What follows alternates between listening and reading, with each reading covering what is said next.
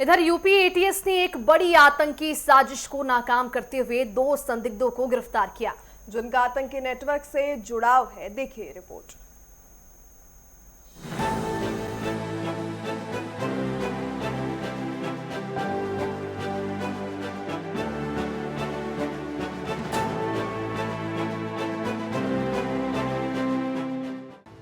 UP ATS ने 2 संदिग्ध आतंकवादियों को गिरफ्तार किया। शक्ल से तो साधारण दिखते हैं, लेकिन इनके इरादे मुल्क की सलामी के लिए खतरा था। यूपी एटीएस ने बाराबंकी से दानियाल अशरफ और कृष्णा मिश्रा को कुशीनगर से गिरफ्तार किया। ये पाकिस्तान की खुफिया एजेंसी आईएसआई के इशारे पर काम कर रहे स्लीपर सेल के वो मोहरे थे जो किसी बड़ी आतंकी घटना को अंजाम देने की फिराक में थे। जांच के दौरान कृष्णा मिश्रा के पास देसी तमंचा और कारतूस बरामद किया गया। दोनों के पाकिस्तानी गैंगस्टर शहजाद भट्टी से संपर्क के सबूत मिले। एटीएस ने वीडियो कॉल, वॉइस नोट और ग्रुप कॉल रिकॉर्ड बरामद किए। दोनों के ऊपर संवेदनशील स्थानों की रेखी कर फुटेज भेजने का आरोप है। आरोपियों ने पुलिस स्टेशन और प्रतिष्ठानों की जानकारी भी साझा की। पैसे और हथियार मांगने के सबूत भी मिले और एक आरोपी को वर्दीधारी पर हमला करने का टास्क मिला था। सोशल मीडिया से स्लीपर सेल तैयार करने की साजिश रची गई। आरोपियों से पूछताछ फिलहाल जारी है और साथ ही एटीएस द्वारा अन्य साथियों की तलाशी में छापेमार कार्रवाई की जा रही है। कृष्णा मिश्रा के परिजनों का कहना है कि उन्हें इसकी जानकारी तो हुई, जिसके बाद उन्होंने कृष्णा को काफी मारा पीटा। पिता नशा मुक्ति केंद्र से वापस लाने के बाद खुद उसे पुलिस के पास ले जाने की तैयारी में थे। इससे पहले ही एटीएस ने घर आकर उसे गिरफ्तार कर लिया। फिलहाल दोनों से कड़ी पूछताछ की जा रही है और एटीएस अब उन अन्य साथियों की तलाशी में है जो इस डिजिटल आतंकी नेटवर्क का हिस्सा हो सकते हैं। पाकिस्तान से आ रहे एक एक मैसेज और वॉइस नोट को डिकोड किया जा रहा है ताकि यूपी को दहलाने की इस बड़ी साजिश की हर कड़ी को बेनकाब किया जा सके। News desk, network 10।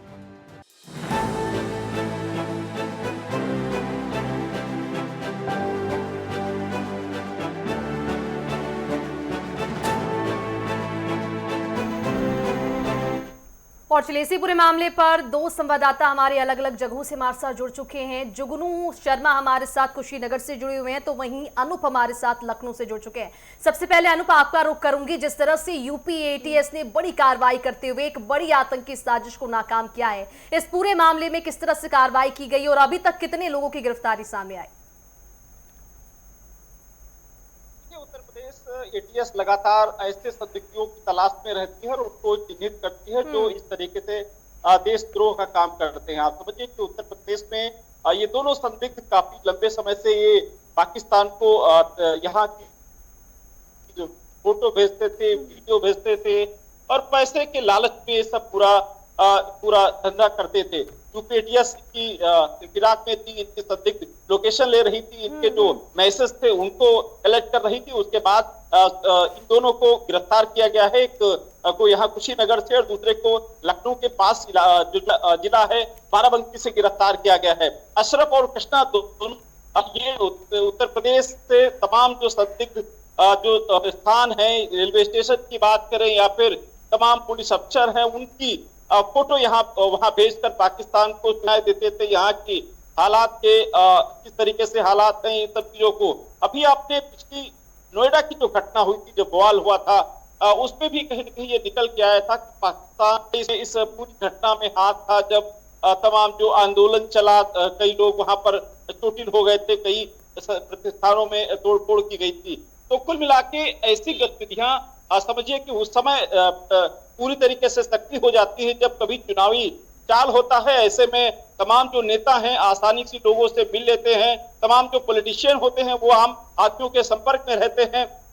इसी बीच ये संदिग्ध जो होते हैं, आतंकी होते हैं, ये अपना जो खुफिया है तंत्र वो फैलाते हैं। वो चाहे बिल्कुल, लगातार जिस तरीके से यूपी एटीएस का एक्शन देखा जा रहा है अनूप, कहीं ना कहीं अब पुलिस की मुस्तैदी के ऊपर संतोष भी व्यक्त होता नजर आ रहा है। लेकिन सवाल अभी भी ये है कि जब इतनी मुस्तैदी है, इतना बड़ा एक्शन लगातार पुलिस प्रशासन ले रहा है, तो आखिर चूक कहां पर हो रही है? क्योंकि उत्तर प्रदेश के हर जनपद से लगभग रोज खबर निकलकर सामने आ रही है। तमाम अपडेट्स के लिए वापस आपके पास लौटेंगे, लेकिन एक बार कुशीनगर जाकर भी अपडेट लेना लेना चाहेंगे। जुगनू लगातार हमारे साथ बने हुए हैं। जुगनू, कुशीनगर की अगर बात करें तो कुशीनगर से क्या कुछ अपडेट है, क्या कुछ अहम जानकारियां पूरे मामले में फिलहाल निकलकर सामने आई हैं?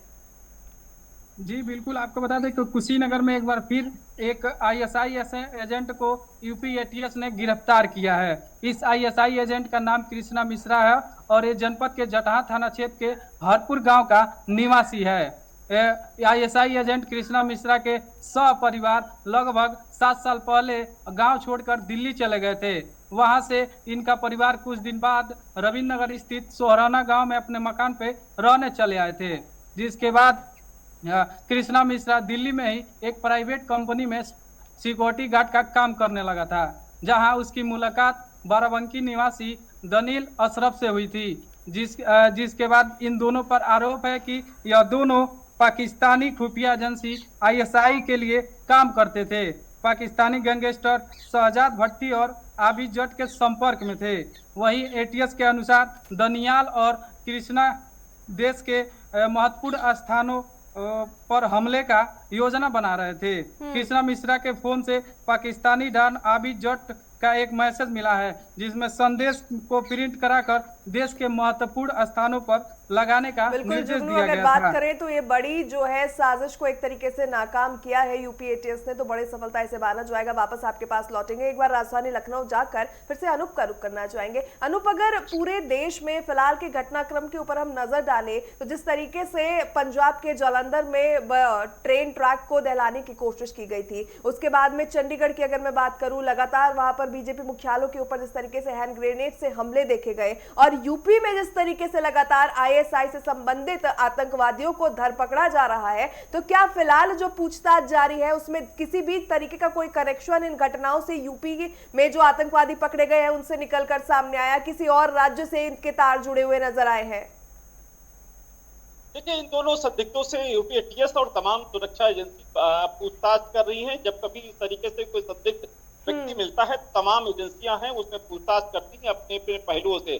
इन दोनों संदिग्धों से पूछताछ की जा रही, इसका रैकेट कहां से था, इनकी मदद कौन कर रहा था और पाकिस्तान से इनको संपर्क में कौन लाया था, बीच की धुरी कौन था, ये सब ऐसे तमाम सवाल जो हैं अभी इस पर यूपी एटीएस पूछताछ करेगी। तमाम जांच एजेंसियां इस पे जांच करेंगी, क्योंकि पूछताछ के बाद तभी स्थिति साफ हो पाएगी कि इस पूरे मास्टरमाइंड इसका कौन है, किस तरीके से ये फोटो भेजकर और वहां से क्या फायदा लेते थे, इनको किस तरीके से इस पूरे क्रम में लाया गया। ये सब तमाम ऐसे सवाल अभी अनसुलझे हैं, लेकिन इस बार इतना जरूर है कि इस तरीके से तमाम घटनाओं को लेकर यूपी एटीएस उत्तर प्रदेश की है काफी सक्रिय रहती है और हर संदिग्ध व्यक्ति की बिल्कुल, तो यूपी एटीएस की टीम लगातार सक्रिय है और इस पूरे मामले में लगातार जांच पड़ताल भी की जा रही है। 2 संदिग्धों को तो गिरफ्तार कर लिया गया है, पर आगे भी जांच पड़ताल जो है वो एटीएस की टीम कर रही है। ये भी समझाइएगा अनूप, जिस तरह से इस पूरे मामले का खुलासा हुआ है, बताया जा रहा है कि सोशल मीडिया के जरिए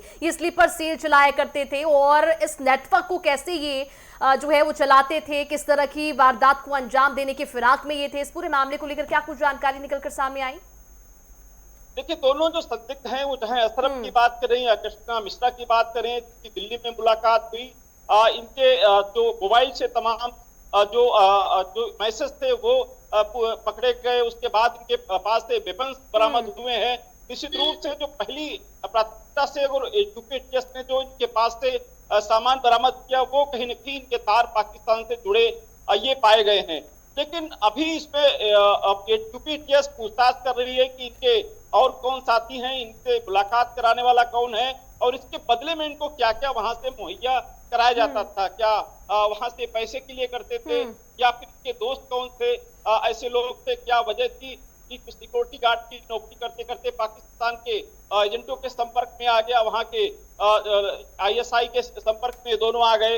इस तरीके से उत्तर प्रदेश में साथ साथ अन्य प्रदेशों में इनका जाल तो नहीं फैला है, क्योंकि उत्तर प्रदेश में यूपी एटीएस तमाम जो सोशल मीडिया पर इसी तरीके से सक्रिय रहने वाले लोगों की लगातार उनकी मॉनिटरिंग की जाती है और उत्तर प्रदेश में एंट्री होते ही उत्तर प्रदेश में ऐसे संदिग्ध लोगों की पूरी मॉनिटरिंग सेल लखनऊ में डीजीपी हेडक्वार्टर में एटीएस की बैठती है, जिसपे अलग अलग पे जांच करती है, ऐसे लोगों को संदिग्धों की तलाश में रहती है और फिर उनके लोकेशन के बाद तमाम बिल्कुल सबूत अनूप, इकट्ठा करती है। लगातार जो है सख्ताई तो देखी जा रही है पुलिस प्रशासन की तरफ से, और जिस तरीके से धरपकड़ इन अपराधियों की, इन आतंकवादियों की जा रही है, उसके अंदर साफ तौर पर जाहिर होता है कि काफी मुस्तैद सरकार भी है और पुलिस प्रशासन भी है। वापस आपके पास लौटेंगे, कुशीनगर जाकर अपडेट लेना चाहेंगे। जुगनू लगातार हमारे साथ बने हुए हैं। जुगनू, अगर बात करें पुलिस की कार्रवाई की, एटीएस की कार्रवाई की, तो फिलहाल अधिकारियों की तरफ से क्या कुछ कहा जा रहा है? क्या किसी तरीके की जो है इंटरोगेशन के दौरान बात निकल कर सामने आई है, किसी तरीके का कोई कनेक्शन,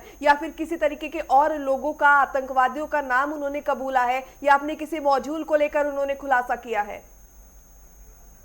जी बिल्कुल, अभी यूपी एटीएस इसकी जांच कर रही है और अभी तक ये कुछ खुलासा नहीं हो पाया है। आगे की जांच चल रही है और आगे की जांच में जो भी इसमें आतंकी गतिविधियों में संलिप्त पाए जाते हैं उनकी गिरफ्तारी होगी। जी जी बिल्कुल, तो इस पूरे मामले में यूपी एटीएस की टीम सक्रियता के साथ जांच पड़ताल कर रही है। फिलहाल 2 संदिग्धों को गिरफ्तार तो कर लिया गया है, लेकिन इस पूरे मामले में छापेमार कार्रवाई की जा रही है। आगे और भी लोगों को गिरफ्तार किया जा सकता है। तमाम जानकारी के लिए आप दोनों का बहुत शुक्रिया। रुकेंगे एक छोटे से ब्रेक के लिए।